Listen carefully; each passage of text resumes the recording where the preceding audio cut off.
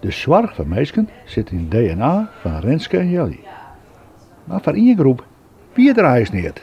En daar? De eerste insteek weer meer de ouderen, omdat wie ik in de ouderenzorg zitten. Maar ja, op een of andere manier kwamen er ook meer jongeren bij. Want hoe jong is de jongste cliënt, zeg maar zeggen? Nou, dat is begin 30. Ja. En hoe oud is de oudste? Dik in de 80. Nou, we hebben een hele gevarieerde groep hier. Ja, en dat is juist de verbindenis van alles. Want omdat je dus met verschillende leeftijden werkst, die oudere meisjes, die kunnen heel veel hoe vroeger vertellen. En de ouderen, juist gewoon dat die de energie weer putten uit de jongeren wij. En die dynamiek, dat is gewoon heel bijzonder. Vooral hier, het is echt heel bijzonder om te zien. Renske en Jelly worden geholpen door vrijwilligers en stagiaires. Ja, het is gewoon heel leuk om mensen te leren kennen en erachter te komen waarom ze hier zitten. En door bezorgen ze eigenlijk echt wel een leuke dag. Ik ben wel bezig met glitters en dan met lijn met glitters.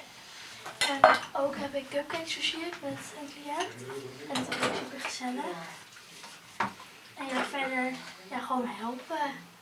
Een vrouw die dementerend en die had vroeger heel veel geschilderd. En die kon heel mooie schilderijen maken, maar dat is ze nou eigenlijk een beetje kwijt.